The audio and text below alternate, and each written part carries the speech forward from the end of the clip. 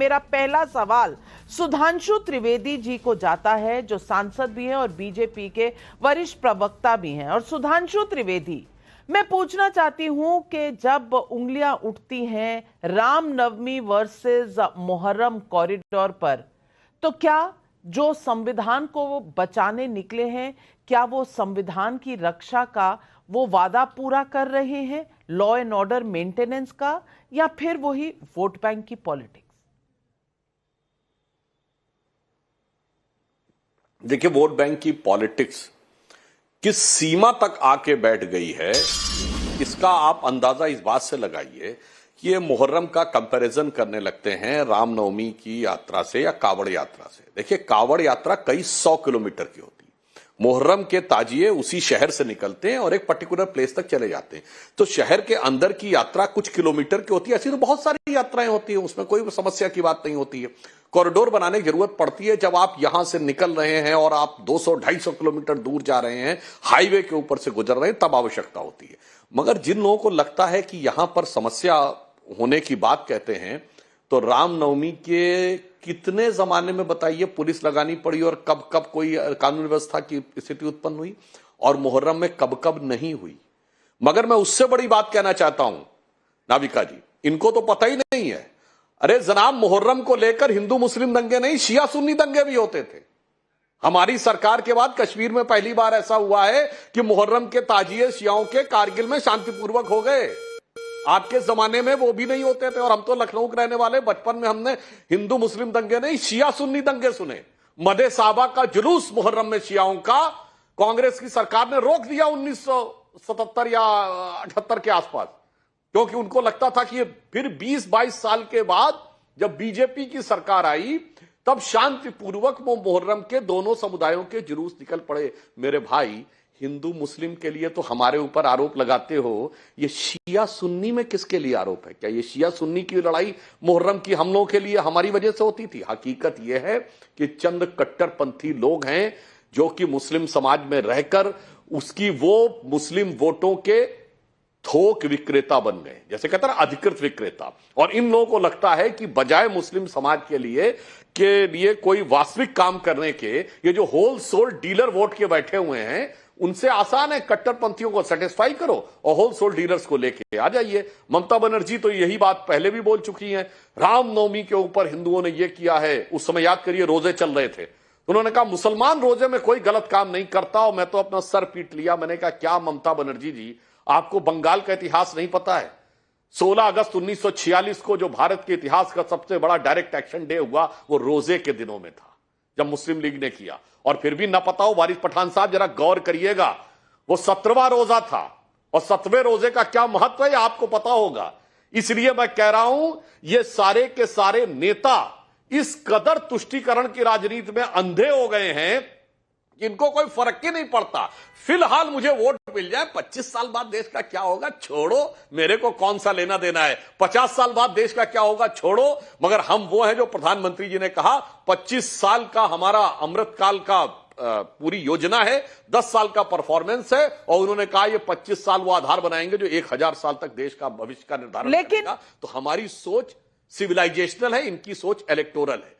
मैं बादल देवनाथ जी, सवाल यही है कि रामनवमी पर अगर पत्थर बरसाए जाते हैं तो कोई कॉरिडोर नहीं बनता, लेकिन मुहर्रम पर कॉरिडोर भी चाहिए।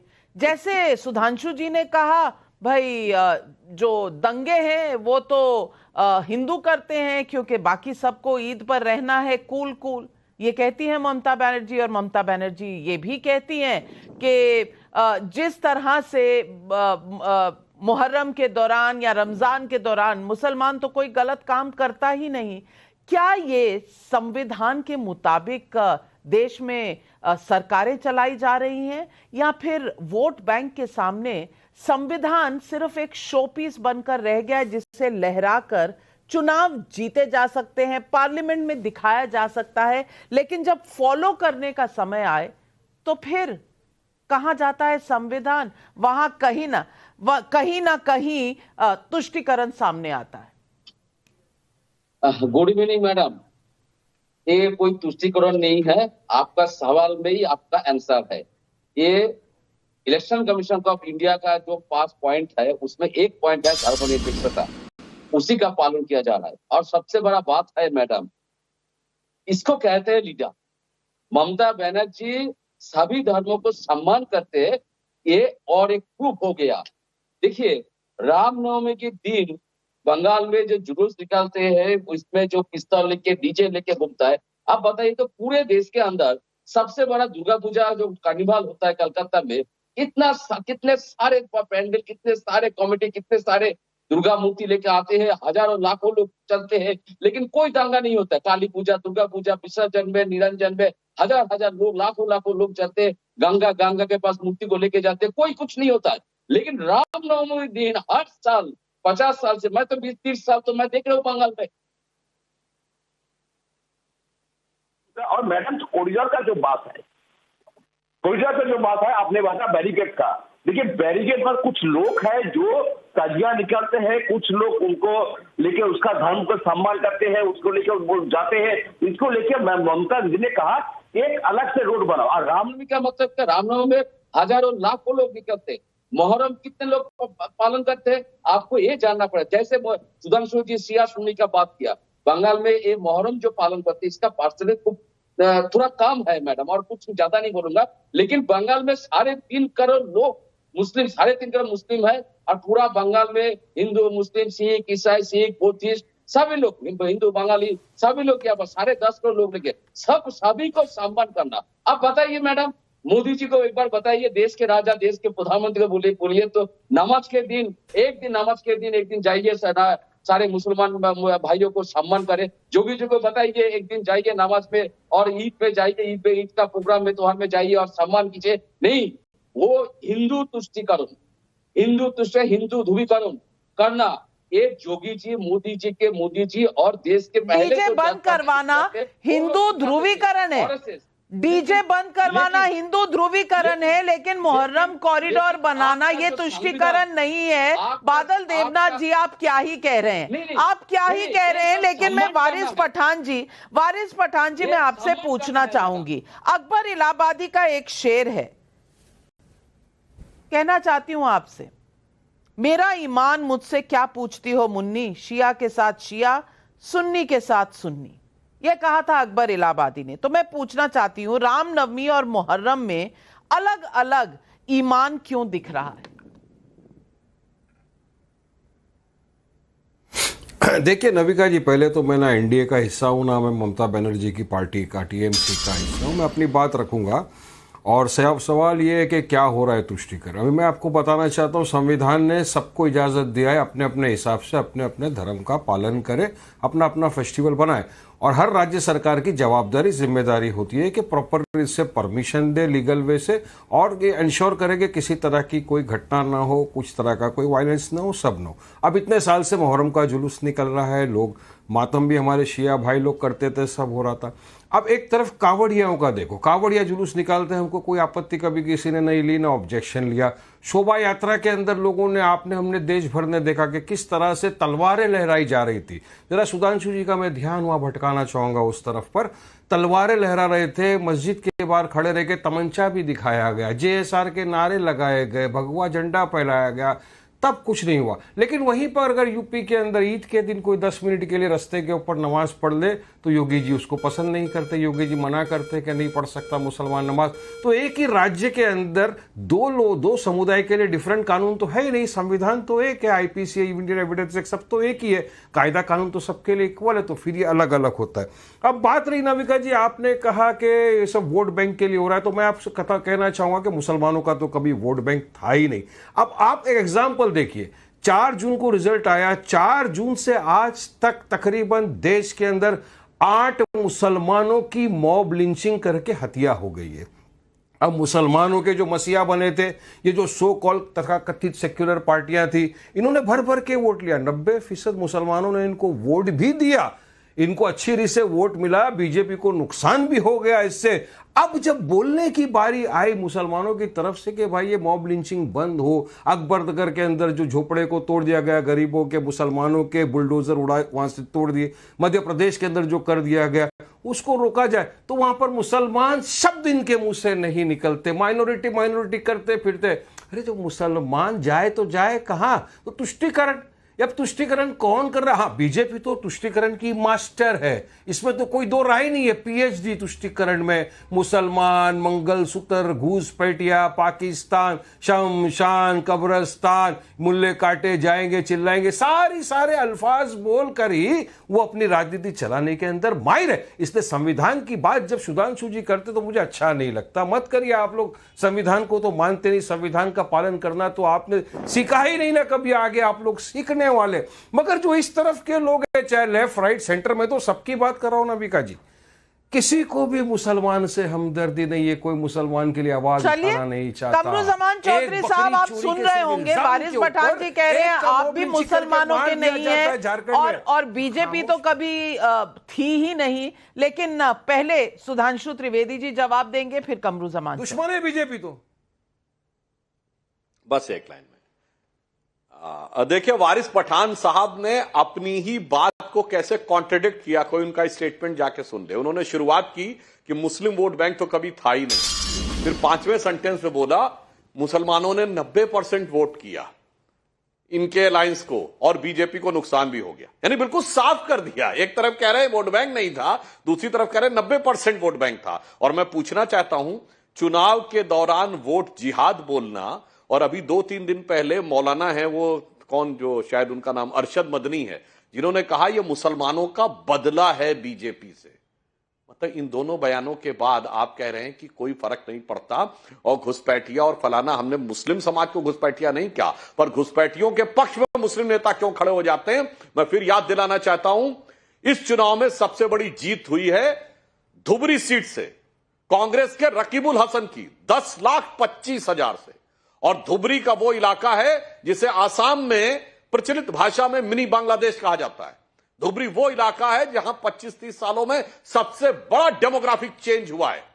और मजे की बात यह है कि उन्होंने हराया है किसको? बदरुद्दीन अजमल को, जो AIUDF, जिसके बारे में कहा जाता था बांग्लादेशी घुसपैठियों की समर्थक पार्टी मानी जाती थी। यानी उससे वो वोट बैंक कांग्रेस में शिफ्ट हो गया है। उसके बाद आप कह रहे वोट बैंक था भी नहीं और कोई उनको कहता भी नहीं था, मगर 90% दे भी दिया।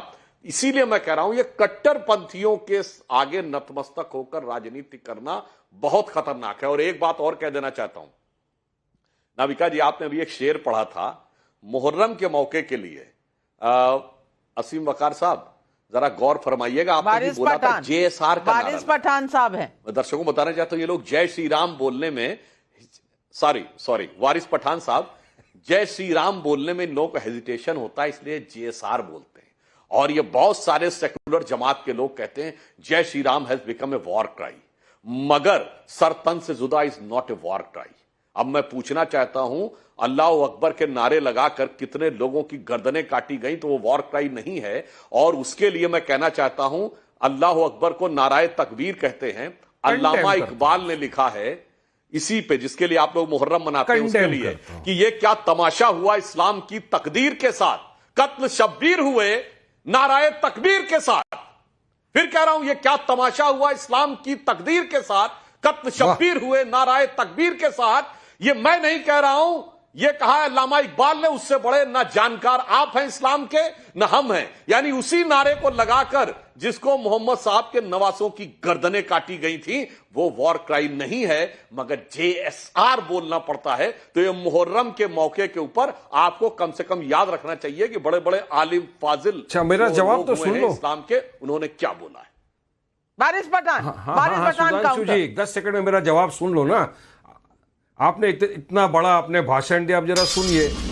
जिसने ये कहा सर तन से जुदा, हमने उसका कंडेम किया। हर तरह का वायलेंस का हमने कंडेमनेशन किया, खंडन किया। हमने कहा नहीं, कानूनी सजा मिलनी चाहिए। ये इतनी सारी मॉब लिंचिंग हो गई JSR के नाम पर, गाय के नाम पर, सिर्फ बकरी के चोरी के इल्जाम के नाम पर मुसलमानों को बॉम्ब लिंचिंग करके मार डाला। आपने एक भी मर्तबा इसका खंडन किया क्या? कंडेम किया क्या? बीजेपी के किसी नेता ने कहा नहीं ये गलत है, सख्त से सख्त सजा मिलनी चाहिए जिन लोगों ने देश के प्रधानमंत्री ने कहा था, देश के प्रधानमंत्री ने कहा था, पर वो आपको याद नहीं रहेगा क्योंकि सिलेक्टिव एमनीजिया है आपको, आपकी याददाश्त चली जाती है। जेएसआर क्या है, जरा बता दें। समझ नहीं आया दर्शकों आपको पता नहीं है क्या जेएसआर क्या है? अभी तो सुधांशु जी ने बोला, उन्हीं को पूछ लो। नहीं, दर्शकों को समझा देखिए, मेरा ईमान इतना कमजोर नहीं है कि मैं जय श्री राम बोल दूंगा तो खत्म हो जाएगा, नहीं। लेकिन ये जबरदस्ती जो बुलवाया जा रहा है ना, ये गलत है। जो जबरन बुलवाया, नहीं तो मार डालो, सिर्फ शक की बुनियाद पर मार डालो। ये जो दादागिरी और धांधली बीजेपी ने 10 साल से देश में मचाई है ना नाविका जी, ये उस नफरत का नतीजा है। क्या आम शहरी, आम नागरिक अगर जरा सी चोरी का इल्जाम भी हो तो उसको कोर्ट में नहीं लेके जाते, कायदे कानून का पालन नहीं करते, सीधा वीडियो इकट्ठा होकर उसको मार डालते हैं। वारिस पठान जी मुंबई में रहने वाले हैं आप। गणपति बप्पा मोरिया बोलने पर आपका जो हाल हुआ था वो देश से छुपा नहीं है। लेकिन सुभ्राष्टा जी, वारिस पठान का कहना है कि जेएसआर वॉर क्राई है और ये लिंचिंग में इस्तेमाल होता है और इसका कभी किसी ने कंडेमनेशन नहीं किया, कभी इसको धुतकारा नहीं। नाविका जी, इन तर्कहीन बातों का जवाब देकर के क्या ही फायदा है, क्योंकि वारिस पठान जी को भी ये मालूम है कि जय श्री राम से आम हिंदू की भावना कितना ज्यादा जुड़ी हुई है। मैं इस डिबेट को कम्युनलाइज नहीं करना चाहती, लेकिन अगर मैं पलटकर पूछ दूं कि अगर जय श्री राम बोल करके जो भी कह रहे हैं वारिस पठान जी, जो झूठ ही बोल रहे हैं कि हत्याएं की जाती हैं, तो क्या अल्लाहू अकबर बोल करके नहीं किया गया? मैं याद दिलवाना चाहती हूँ इनको राजस्थान में जो हुआ, नूपुर शर्मा कंडेम कर रहा हूँ, इसके बाद जो हुआ। मैं तो बोल रहा हूँ किसी को कायदा कानून अपने हाथ में लेने का अधिकार ही नहीं है। मैं तो बोल रहा हूँ, नहीं, आप ये कहिए ना कि एक बार किसी को भी ये तो बोलकर किसी की मॉब लिंचिंग करने का अलाउड नहीं है। बोलिए आप भी सुभ्राष्टा बहन, देखिए बहन, आपको भी एक बार तो बोलिए सुभ्राष्टा बहन। मैं बोलूंगी, अच्छा मैं बिल्कुल बोलूंगी, लेकिन मैं पूछ रही हूं सुभ्राष्टा जी, मैं वापस डिबेट के टॉपिक पर आती हूं और मैं पूछना चाहती हूं, मुहर्रम कॉरिडोर तो बन जाएगा, रामनवमी कॉरिडोर तो कभी नहीं सुना। हिंसक हिंदू होता है। ऑपोजिशन ने यह चार्ज लगाया है ममता बनर्जी पर भी, राहुल गांधी पर भी। ऐसा क्यों होता है कि बार बार सिर्फ हिंदुओं को ही दिखाया जाता है जैसे हिंसा वो ही करते? ये सवाल नाविका जी आप मुझसे पूछ रही हैं? मैं कह रही हूं कि ये तो कॉन्स्टिट्यूशन, सेक्युलरिज्म का पाठ पढ़ाने वाले आज ये जब बात करते हैं तो इस बात में तथ्य क्या है? तथ्य की ही बात नहीं है नाविका जी। मैं आपको सिलसिलेवार तरीके से बिहार से लेकर के आपको वेस्ट तक का मैं एग्जाम्पल दे सकती हूँ। डिस्ट्रिक्ट्स हैं जहां पे रामनवमी सेलिब्रेशंस नहीं हो सकते। बिहार में जहानाबाद नाम की जगह है, जहानाबाद से सांसद और विधायक दोनों चुने जाते हैं। आप देखिए वहां पे हर साल रामनवमी पे दिक्कत होती है। जिला प्रशासन आज तक एक बार भी बिना किसी झंझट के रामनवमी सेलिब्रेशंस के लिए कभी भी उसने आराम से परमिशन नहीं दी। लेकिन आप उसका उलट देखिए कि कभी अगर जहानाबाद में मुहर्रम को लेकर के सेलिब्रेशन की बात अगर आती है, हालांकि उसको सेलिब्रेशन कहना गलत है, मुहर्रम को लेकर के जो भी उनका प्रोसेशन है वो होता है, उसको लेकर के कभी परेशानी नहीं होती। तो ये सिलसिलेवार तरीके से ऐसा हो रहा है। होता क्या है कि जब ये पैटर्न बनता है तो फिर कोई एक हिंदू संगठन अगर उठ खड़ा होता है और कहता है, इसके बारे में सिस्टमैटिक तरीके से बात करता है, तो इस बात को कम्युनल बता दिया जाता है। अब बादल देवनाथ जी क्यों इतना चिंतित हो रहे हैं मैं नहीं समझ पा रही। क्या बंगाल में ऐसी समस्या नहीं है? मैं आपको कॉन्स्टिट्यूएंसीज गिनाना शुरू कर सकती हूँ, मैं बिल्कुल बता सकती हूँ, लेकिन फिर आप मुकरिएगा नहीं कि ऐसा नहीं होता है। मैं पुलिस स्टेशन वाइज आपको डेटा दे सकती हूँ बादल देवनाथ जी, कि इस पुलिस स्टेशन के पास इस दिन इस एप्लीकेंट ने ये एप्लीकेशन डाला था और उस एप्लीकेशन का क्या हश्र हुआ, क्या वहां पर टीएमसी? देखिए मैडम, मैं आपको रिक्वेस्ट करूंगा और एक बार पूरे बंगाल और बंगाली संस्कृति के बारे में जान लीजिए। ममता दीदी है, क्या मैं जानूं? मैं ऐसे स्कूल में, एक सेकंड बादल देवनाथ जी, एक तो बंगाल से आप लोग आते हैं तो आपको, नहीं एक सेकंड, हिंदू टीएमसी बंगाली के है, बंगाल के क्रिश्चियन है, नेताओं बौद्ध को है, ऐसा सिख लगता है कि मुस्लिम बंगाली है, संस्कृति शिया पे है, उन्होंने पीएचडी कर रखी है। सुधांशु जैसे ये का आप शिया सुन्नी नहीं, शिया नविका सुन्नी जी, भी है। मैं किसी के बोलने के दौरान सभी नहीं धर्म के बोलती हूँ। लोग मैं चाहती हूँ कि बंगाल ये में है, कर्टसी मुझे बंगाल भी के एक्सटेंड लोग की खुशी जाए। से है। मैं नेता बंगाल नहीं, में डिस्टर्ब मत नेताओं को कीजिए। बादल देवनाथ जी, आप सुब्राष्टा जी को सुन लें, उसके बाद मैं काउंटर का समय दूंगी। कमरुज़्ज़मान चौधरी जी, मैं आ रही हूँ। बादल जी, आप पहले सुब्राष्टा जी को सुन तो लीजिए, तभी तो काउंटर करेंगे। सुब्राष्टा जी। नविका जी, दिल्ली में ये एक बयार चल गई है कि टीएमसी के कुछ नेता, खास करके उसमें कुछ सांसद भी हैं, उनको ऐसा लगता है कि बंगाली संस्कृति पे एकाधिकार उनका है, बंगाली संस्कृति पे पीएचडी उन्होंने कर रखी है और उनके अलावा बंगाली संस्कृति के बारे में कोई नहीं जानता। ये वही बंगाल है ना जहां पर काली माँ की पूजा होती है? ये वही बंगाल है ना जहां पर जय श्री राम का उद्घोष ज्यादा नहीं, आज से 20 साल पहले धड़ल्ले से हुआ करता था? आज उस बंगाल को क्या हो गया बादल देवनाथ जी? क्या आप लोगों की डेमोग्राफी बदल गई वहां पर? सवाल यही कमरुज़्ज़मान चौधरी से भी पूछूंगी। कमरुज़्ज़मान चौधरी जी, मैं बहुत पहले की बात नहीं कह रही हूं, मैं सिर्फ अप्रैल के महीने की बात कर रही हूं। अप्रैल के महीने में बंगाल सरकार गई थी कलकत्ता के हाई कोर्ट में, क्योंकि वो परमिशन नहीं देना चाहती थी वीएचपी को, विश्व हिंदू परिषद को, 200 लोगों की रैली निकालने के लिए रामनवमी में। और कलकत्ता के हाई कोर्ट ने क्या कहा था, आप वो भी जान लीजिए। उन्होंने कहा था अगर आप 200 लोगों की रैली नहीं करा सकते, लॉ एंड ऑर्डर क्या संभालेंगे? यानी कि रामनवमी पर आप रोकेंगे, मुहर्रम पर कॉरिडोर बनाएंगे, तो लोग पूछेंगे ना, भाई ये धर्मनिरपेक्षता है, ये आपकी सेक्युलरिज्म है, और यही आप कॉन्स्टिट्यूशन उठा कर दिखाते हैं। और वहां पर लोग, विपक्ष ये भी कह रहा है कि वहां शरिया लॉ चलता है। तृणमूल कांग्रेस के नेता कहते हैं ये तो मुस्लिम राष्ट्र है, यहां औरतों को कोड़े मारे जाते हैं, बीच सड़क पर मारे जाते हैं। मैं पूछना चाहती हूं कि बंगाल में किस तरह का लॉ एंड ऑर्डर है? क्या वहां पर सेक्युलरिज्म की कोई जगह है या नहीं? नहीं नाविका जी, यहाँ पे देखिए, हम सालों से आलोचना करते हुए आ रहे हैं ममता बनर्जी का, लेकिन इस पर्टिकुलर जो स्टेप उन्होंने ले रहे हैं, यहाँ पे उनका सराहना मैं करना चाहता हूँ, क्योंकि मैं प्रॉपर कलकत्ता से आता हूँ, बंगाल से आता हूँ, और यहाँ पे जिस तरह से मुहर्रम का जुलूस निकलता है रास्ता में, सड़कों में, उस दिन तो किसी एक आदमी का रास्ता में चलने का कोई जगह नहीं रहता है, ना कोई एम्बुलेंस, ना कोई गाड़ी, ना कोई और इमरजेंसी केसेस में, या किसी को एयरपोर्ट पहुंचना है, रेलवे स्टेशन पहुंचना है, तो बड़ा दिक्कत होता है यहाँ का लोगों को।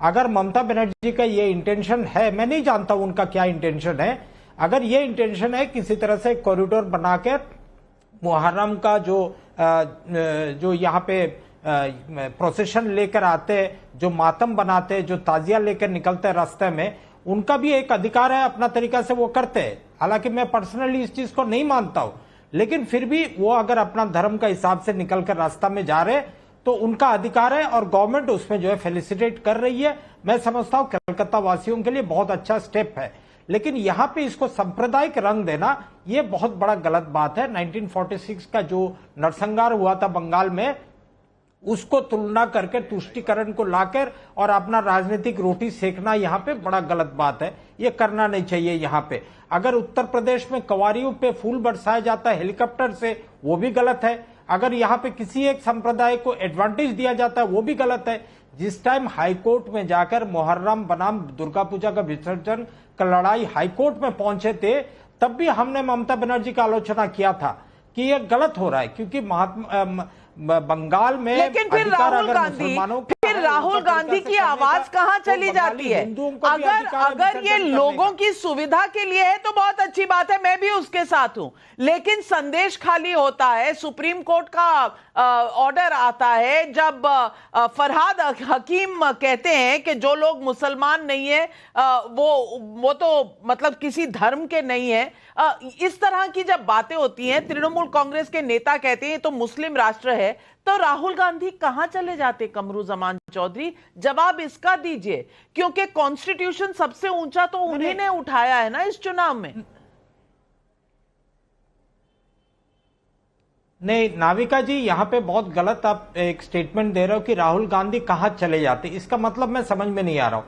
यहाँ बंगाल में जो भी इश्यूज होता है, हाईकोर्ट का मॉनिटर्ड एक एक इन्वेस्टिगेशन चल रही है यहाँ पे। चाहे संदेशखाली हो, चाहे आपका रामनवमी का वायलेंस जो एनआईए तदंत कर रही है, मोमिनपुर में जो दंगा हुआ था, उसमें 11 आदमी अरेस्ट हो चुका है। सुधांशु जी, हाथरस का मामला है, उसमें एक रिटायर्ड जज देख रहे हैं, लेकिन राहुल गांधी को वहां जाना है, मणिपुर जाना है, लेकिन बंगाल नहीं जाना है क्योंकि कोर्ट्स देख ही रही हैं। क्या करेंगे जाकर? नहीं, वैसे कमरुज्जमान चौधरी जी और बादल देवनाथ जी को याद होगा, नेग्लिजेंस है बीजेपी गवर्नमेंट का तरफ से। वाह, मैं खत्म कर लूं 10 सेकंड प्लीज नाविका जी। देखिए, मणिपुर का जो घटना हुआ वो हम सब के सामने आया जब वहां पे 2 औरतों को नंगा करके घुमाया गया और उसका वीडियो वायरल हुआ। में तब जब तृणमूल कांग्रेस के ऑफिस में लेकिन शोषण हो रहा था औरतों का, वो नहीं दिखा राहुल गांधी को। बहुत कन्वीनियंट है। मणिपुर में अगर जो हुआ वो गलत है, और वो गलत है, लेकिन फिर संदेश खाली में जो हुआ वो क्यों गलत नहीं है, इसका जवाब आपके पास नहीं है सुधांशु त्रिवेदी जी। अब कमरुज्जमान चौधरी काउंटर आ रहा है सुधांशु त्रिवेदी जी से, आप सुन लीजिए, आप सुन लीजिए सुधांशु जी। तो उसमें भी हम हिस्सा लेंगे। देखिए, कमरुज्जमान चौधरी जी बहुत गजब के तर्क देने लगते हैं कि साहब वो उनका अधिकार था और कावड़ पर फूल बरसाना गलत है। क्यों गलत है? आपको लग रहा है कि सरकार जो है वो कोई खर्चा कर रही है तो इसलिए गलत है? तो ये बताइए, हज सब्सिडी गलत था कि नहीं? क्योंकि सरकारी पैसा खर्चा हो रहा है वहां पे, हज सब्सिडी सही प्रोग्राम पे। जबकि हम एक और बात बता रहे हैं, क्योंकि सरकारी पैसा खर्चा हो रहा है, 500 करोड़ रुपया धर्मार्थ कार्य मंत्रालय होता है। लोकेट किया गया। सुनिए मेरे भाई कमरुज्जमान चौधरी, सुनिए, संविधान देता है, मेरी बात पूरी सुनिए। अब आप बीच में डिस्टर्ब करिए। पे फूल बरसा कर संविधान ही बता रहा हूं भाई, सुनो तो। नहीं, आप तर्क दीजिए, सही तर्क जो अरे मेरी बात सुनो तो। कमरुज्जमान चौधरी जी, संविधान सुन लीजिए, संविधान के बारे में सुधांशु त्रिवेदी जी बोलिए, जवाब दीजिए। अब आप सुनिए, आज सुनिए, राज्यों में धर्मार्थ कार्य विभाग होता है, मंदिरों से टैक्स लिया जाता है, और वो बाकायदा धार्मिक संस्थाओं में मस्जिदों से कोई टैक्स नहीं लिया जाता। धर्मार्थ कार्य विभाग यदि किसी धार्मिक कार्य में खर्च कर रहा है तो उसी का पैसा खर्च कर रहा है, गलत बात है। और जो हज सब्सिडी दी जा रही है वो सरकार का पैसा खर्च हो रहा है। गजब का तर्क है। और मैं एक और बात बताऊं, इस्लामिक मान्यता के अनुसार अगर इस्लामी अकीदा यह कहता है कि हज अपने पैसे से करना चाहिए, खैरात के पैसे से नहीं किया जा सकता। और यहां तो मजे की बात है, खैरात का पैसा है किसका? सरकार का, जो आपकी नजर में काफिर है, क्योंकि फरहाद हाकिम बोल चुके हैं कि जो मुसलमान नहीं है वो अभागे हैं। तो ये बताइए, काफिरों के पैसे से खैरात लेकर हज करना धार्मिक दृष्टि से सही है, और धार्मिक संस्थाओं के पैसे से ही धार्मिक यात्रा का स्वागत करना गलत है? गजब का तर्क दे रहे हैं आप। इसलिए मैं कहना चाहता हूं, पूर्वाग्रह का चश्मा आपके ऊपर इतना है, और आपने कितना गलत स्टेटमेंट बोला कि मणिपुर की घटना एक एडमिनिस्ट्रेटिव फेल्योर थी, जबकि मणिपुर की घटना हाई कोर्ट के जजमेंट के कारण हुई। सरकार का न कोई प्रशासनिक निर्णय था, न राजनीतिक निर्णय था, न संवैधानिक निर्णय था। संदेश खाली में जो हुआ वो 100% राजनीतिक था, वो 100% अपराध था, सोचा समझा अपराध था, कंटिन्यूअस चलने वाला अपराध था, सरकार के संरक्षण में चलने वाला अपराध था। और अभी मैं कह रहा हूं, इंडी गठबंधन की सरकार है तमिलनाडु में, जहां 65 लोग जहरीली शराब के कारण मारे गए, और उसमें अधिकांशता दलित है। क्यों नहीं निकली राहुल गांधी जी के मुंह से? बिल्कुल। और मैं ये तस्वीरें दिखाना चाहती हूं जहां शरिया लॉ के तहत औरतों को पीटा जा रहा है, और ये पीटा जा रहा है हमारे ही बंगाल में, जहां पर Mamata Banerjee law and order के लिए निकालना चाहती है मुहर्रम कॉरिडोर। वहां ऐसी पीड़िताओं के लिए कोई कानून है या नहीं है? राहुल गांधी को इस पर कुछ कहना है, क्यों नहीं कहना है? अब तक क्यों चुप है? ये सवाल आपको जवाब देने पड़ेंगे कमरुज्जमान चौधरी। लेकिन सवाल पब्लिक भी पूछ रही है। राम कुमार शर्मा का करनाल से सवाल है, ममता बनर्जी का मुहर्रम पर कॉरिडोर बनाना, क्या ये मुस्लिम वोटों की राजनीति नहीं है? देवी लाल का यूट्यूब पर सवाल है, क्या ममता बनर्जी बंगाल को बांग्लादेश बनाना चाहती हैं? सुषमा सिंह सवाल पूछ रही हैं, कई किलोमीटर चलने वाली कांवड़ यात्रा और एक ही शहर में चलने वाले मुहर्रम की तुलना केसी त्यागी क्यों कर रहे थे? जवाब दीजिए बादल देवनाथ जी। मैडम, उससे पहले मैं आपको और सुधांशु जी को फिर एक बार रिक्वेस्ट का अनुरोध करूंगा। सुधांशु जी एक बार सुन लीजिए। देखिए, एक कॉरिडोर, एक बैरिकेड को लेके आप मैंने तो जी न्यूज में था, अभी आपका चैनल में हूँ, सारे चैनल में मैं आंसर दे रहा हूँ। सुधांशु जी, बंगाल में दीघा जो समुद्र है, वहां पर समुद्र के पास 200 रुपया खर्चा करके ममता दीदी ने जगन्नाथ मंदिर बना रहे। 200 करोड़ रुपया खर्चा करके तारापीठ, जितना सोती पीठ है, कालीघाट है, तारापीठ है, दक्षिणेश्वर माय मंदिर है, वो स्काई ओवर बना, तारापीठ के पास जाइए, वहां पर 6 शक्तिपीठ है। सारे मंदिर, बंगाल में जितना मंदिर था, सभी मंदिर को ममता दीदी ने 10 साल में कितना सजाया और उस मंदिर में जाने के लिए कितना बड़ा बड़ा रास्ता, सड़क बनाया। आप एक बार आइए सुधांशु, मैं आपको सारे मंदिर आपको घुमाऊंगा, तब क्यों चर्चा नहीं होता? एक जगन्नाथ मंदिर के लिए 200 करोड़ खर्चा करके जो दीघा में जो मंदिर हो रहा है, आइए सुधांशु जी, अगर 3-4 महीने के बाद वीडियो उद्घाटन करेंगे, आइए, आप भी आइए, लेकिन आप उसको लेकर चर्चा नहीं करेंगे। लेकिन अब्दुल जवान जी क्या कहा जी, वो जो बैरिकेड का बात किया, उसमें धर्मतला कलकत्ता इलाका में जो रोड शो निकलते हैं, उसमें कुछ लोगों को प्रॉब्लम होता है, क्योंकि वो कुछ अस्त्र शस्त्र लेके निकलते हैं, ताजिया निकलते हैं। इसलिए ममता दीदी ने बताया एक कॉरिडोर, एक बैरिकेड बना दीजिए, एक रास्ता बना दीजिए, वहां से वो लोग निकल सकते हैं। लेकिन आपका सवाल आ गया रामनवमी का। लेकिन रामनवमी में आप बताइए, हर साल 50 साल से रामनवमी के दिन क्यों बंगाल में दांगा होगा? कोई दुर्गा पूजा, सुधांशु जी जवाब दीजिए, सुधांशु जी जवाब दीजिए, क्योंकि यही जवाब केसी त्यागी जी भी आपसे मांग रहे हैं। कोई विसर्जन में कोई दांगा नहीं होता, कुछ नहीं होता है, लेकिन रामनवमी के दिन क्यों? यही तो आंसर। और ममता दीदी, मैडम, सुन लिया, सवाल समझ आ गया बादल देवनाथ जी। सुधांशु जी जवाब दे रहे हैं, एक मिनट सुधांशु जी, क्यों चर्चा नहीं होता है? सुनिए बादल देवनाथ जी, आपने बहुत विचित्र बात कही। मैं तो उल्टा सवाल पूछ रहा हूं। रामनवमी की शोभा यात्रा पूरे देश में निकलती है, बंगाल में ही समस्या क्यों? बंगाल में ही हिंसा क्यों? मेरा तो सवाल यह है। आप और सिर्फ बंगाल में ही काली पूजा के लिए, मुहर्रम के लिए काली पूजा का रूप परिवर्तन क्यों किया जाता है? रामनवमी केवल बंगाल में नहीं होता, पूरे देश में होता है, मगर समस्या सिर्फ बंगाल में ही क्यों? वो मैं जवाब देना चाहता हूं महोदय। सिर्फ बंगाल में ही किसी मंत्री की हैसियत होती है कि फरहाद हाकिम कहता है कि देखो मेरी कॉन्स्टिट्यूएंसी मिनी पाकिस्तान है, और उसके बाद जलवायु जलाल से वो मंत्री रहते हैं। आज वो कलकत्ता का मेयर है, तब ये कहता है कि आओ भाई, जो भी गैर मुस्लिम है वो तो भागे हैं और उन्हें इसमें आ जाना चाहिए।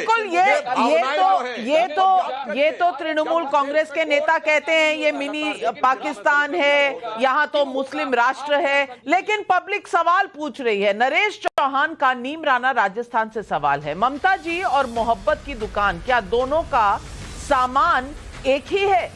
संजय मिश्रा बदोई उत्तर प्रदेश से सवाल पूछ रहे हैं, एक पक्ष को आंख मूंदकर शांति का मसीहा कहना और दूसरे पक्ष को बिना तथ्य और सबूत के हिंसक बता देना, क्या यह सही है? वारिस पठान जी जवाब दीजिए।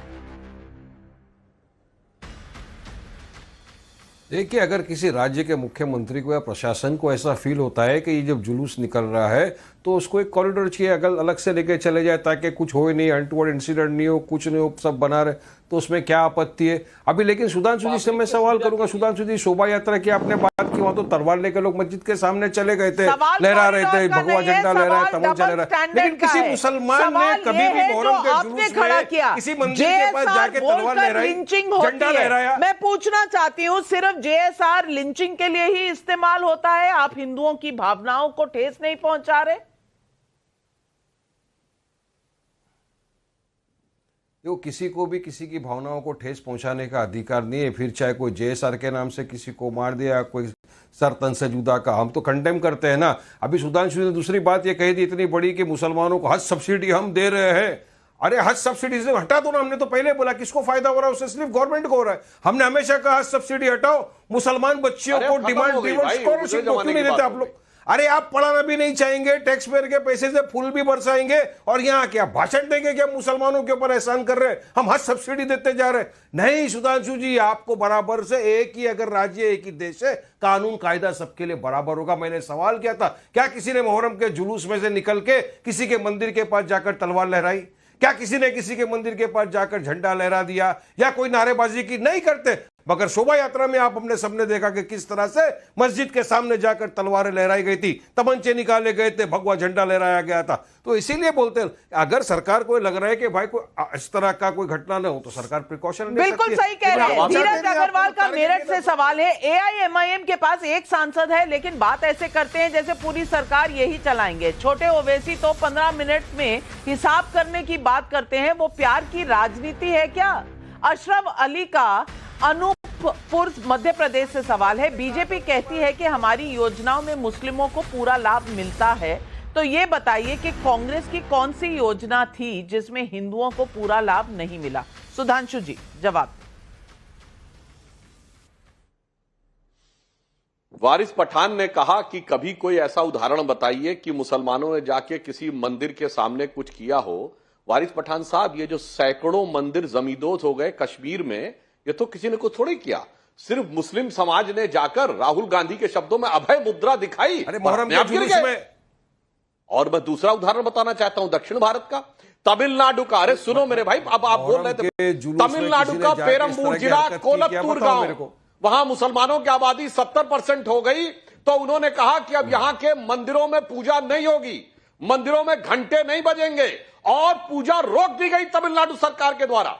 वो तो लोग मद्रास और दक्षिण से उत्तर तक किसी सेकुलरिज्म के सूरमा से चू नहीं निकला। वारिस पठान साहब, ये सेकुलर संविधान की बात करने वाले हिंदू हिंसा हिंसा हिंसा, असत्य असत्य असत्य करने वाले के मुंह से एक सत्य नहीं निकला।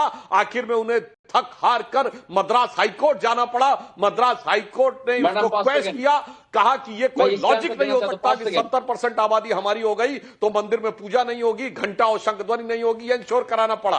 तो मैंने आपको तथ्य वाले उदाहरण भी दे दिए। और सवाल ये है कि राजनीति में धर्म बार बार क्यों आता है? अगर लॉ एंड ऑर्डर है, अगर आपको सड़क पर कहीं ना कहीं नियंत्रण करना, आप जरूर करिए। अगर ये आम आदमी को सुविधा देने के लिए है तो जरूर करिए, लेकिन धर्म के आधार पर तुष्टीकरण भारत की राजनीति की बड़ी बीमारी बन चुकी है। देश को इससे बहुत नुकसान हुआ है और ऐसे में जरूरी है कि संवेदनशील पर्व और परंपराओं जैसे कांवड़ और मुहर्रम पर नियम तय करते वक्त एक मान रुख अपनाया जाए। एक समान रुख अपनाया जाएगा तो किसी को कहीं नहीं चुभेगा, और यही संविधान कहता है। इसलिए मुझे लगता है कि योगी आदित्यनाथ का निर्देश जो है, शायद हर राज्य में इस तरह का बैलेंस बनाए रखना बहुत जरूरी है। आज तमाम अपने पैनलिस्ट का मैं धन्यवाद करती हूं, हमारे साथ जुड़े हैं, और मैं इस वक्त उनको कहूंगी कि जब राजनीति करें तो एक तरह का बैलेंस बनाए रखें, लेकिन